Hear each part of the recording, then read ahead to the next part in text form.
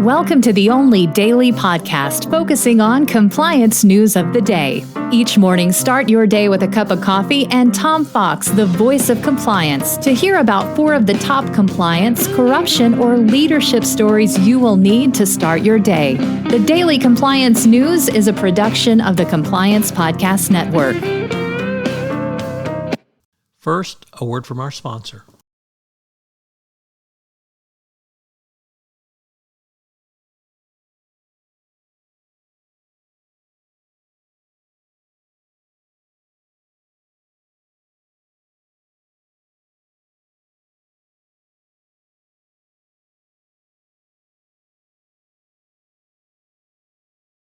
The Daily Compliance News for February 7, 2022, the Play Money edition.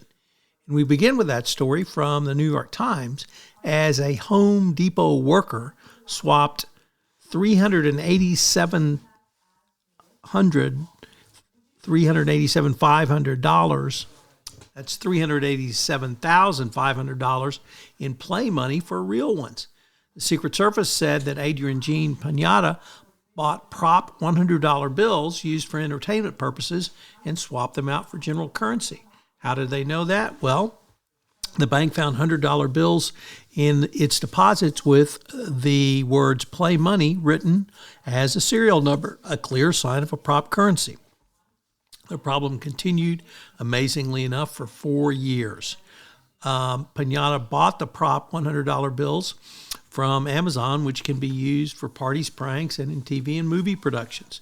They're accurately scaled, but they do save play money. So you have to wonder about Home Depot. If it's not a cybersecurity attack, it's something like this. Next up, from the Wall Street Journal Risk and Compliance Journal, Dylan Tokar reporting that the Department of Treasury published a study on money laundering and terrorist financing in the art market. The study, mandated by Congress under the new AML law of 2020, takes a mixed review on the danger posed by illicit funds in this multi-billion-dollar industry. The report looks at the emerging world of digital art, including the risks posed by the spread of NFTs. Treasury officials noted the rapid growth of NFTs could present new opportunities to launder money, but they said that currently there is little evidence that digital artwork was being abused by criminals. Next up, from Reuters, Credit Suisse finds itself in trouble again as it will face charges in a Swiss court beginning Monday of allowing an alleged Bulgarian cocaine trafficking gang to launder millions of euros, some of it in stuffed suitcases. Prosecutors say the country's second largest bank and one of its relationship managers did not take necessary steps to prevent alleged drug traffickers from hiding cash between 2004 and 2008. And we can end with a story from the Financial Times, which was an op-ed piece written by a former anti-apartheid leader and former Labor cabinet minister.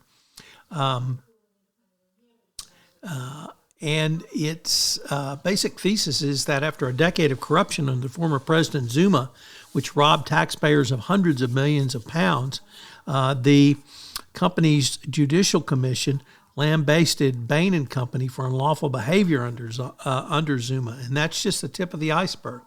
Bain & Company, KPMG, McKinsey, SAP, HSBC, Chartered Bank, other Standard Chartered, all have a role to play in the corruption in South Africa and should pay. The Daily Compliance News is a production of the Compliance Podcast Network and a proud member of C-Suite Radio. Thanks so much for listening. I hope you'll join me again tomorrow.